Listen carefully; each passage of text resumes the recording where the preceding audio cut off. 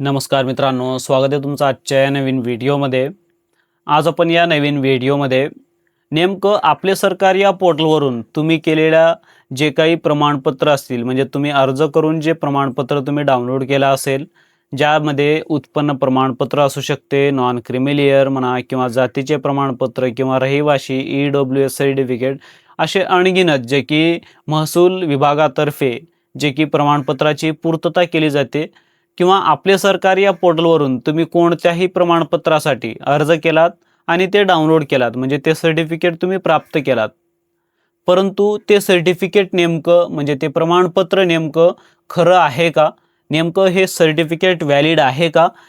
याची नेमकं तुम्ही आपले सरकार या पोर्टलवरून तुम्ही कशा पद्धतीने तपासणी करू शकता। अनेकदा आपण आपले सरकार या पोर्टलवरून अर्ज करून देखील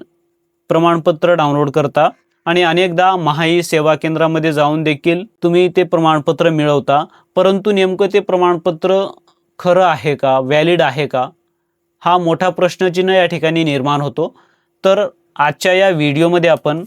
नेमकं आपण काढलेलं प्रमाणपत्र खरोखर सरकार मान्य आहे का, याची आपण तपासणी ऑनलाईन कशा पद्धतीने करू शकता, याची आपण थोडक्यात या ठिकाणी माहिती घेणार आहोत। जर चॅनलवरती नवीन आला असेल तर चॅनलला सबस्क्राइब करा, असेच महत्त्वपूर्ण अपडेट्स तुम्हाला मिळत राहतील, जे की तुम्हाला सर्वप्रथम आपले सरकार या पोर्टलवरती यायचं आहे। या पोर्टलवरती आल्यावर आता तुमचं नेमकं जे प्रमाणपत्र आहे ते व्हॅलिड आहे का नाही हे तपासण्यासाठी सर्वप्रथम तुम्हाला प्रमाणित प्रमाणपत्राची पडताळणी या ऑप्शनवरती तुम्हाला क्लिक करायचं आहे। आता हे एवढं करताच आता या ठिकाणी तुमच्या समोर जे असेल प्रमाणित प्रमाणपत्राची पडताळणी, यामध्ये तुम्हाला सर्वप्रथम आता समजा तुम्ही ज्या डिपार्टमेंटमधून तुम्ही ते प्रमाणपत्र मिळवलात ते डिपार्टमेंट सर्वप्रथम तुम्हाला सिलेक्ट करायचे। आता उत्पन्नाचं प्रमाणपत्र आपण या ठिकाणी बघणार आहोत, तर या ठिकाणी तुम्हाला उत्पन्नाचं प्रमाणपत्र जे असेल या ठिकाणी रेव्हेन्यू सर्व्हिसेसमध्ये तुम्हाला जायचं आहे,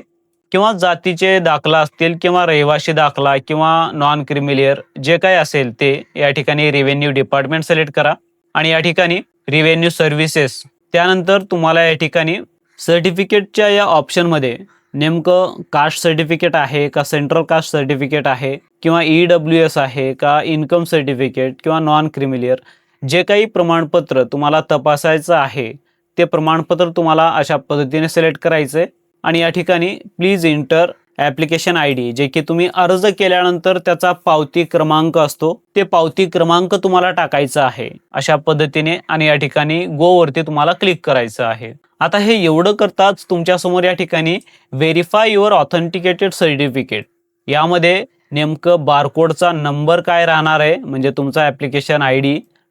आणि या ठिकाणी सर्टिफिकेट नेमकं काय आहे, जे की नॉन क्रिमिलियरसाठी उत्पन्नाचे प्रमाणपत्र, आणि या ठिकाणी तुम्ही कधी अप्लाय केलात त्याचा दिनांक आणि डेट डिजिटली साइन आहे का, तर या ठिकाणी राईट मार्क आहे। आता त्यानंतर ॲप्लिकंट अँड बेनिफिशरी इन्फॉर्मेशन, जे की जो कोणी अर्जदार आहे अर्जदाराचं नाव आणि या ठिकाणी जो कोणी लाभार्थी आहे लाभार्थ्यांचं नाव, जे की अशा पद्धतीने दाखवेल, आणि या ठिकाणी डिजिग्नेशन ऑफ सिग्नेटरी, जे की तुम्ही हे प्रमाणपत्र कोणत्या अधिकाऱ्याकडून मिळवणार आहात किंवा मिळवलात त्याचा या ठिकाणी जे पद असेल ते या ठिकाणी दाखवेल, आणि तुमचा तालुका आणि तुमचा जिल्हा आणि नेमकं स्टेटस काय आहे, म्हणजे हे या ठिकाणी तुम्हाला पेंडिंग असल्याचे दाखवत आहे किंवा तुमचं ॲप्रूव्ड आणि हे बरोबर आहे प्रमाणपत्र, अशा पद्धतीचं मेसेज शो करेल, जे की तुम्ही ह्याच पद्धतीने तुमचं जे काही प्रमाणपत्र असेल ते तपासणी करू शकता आणि हे तुमचं प्रमाणपत्र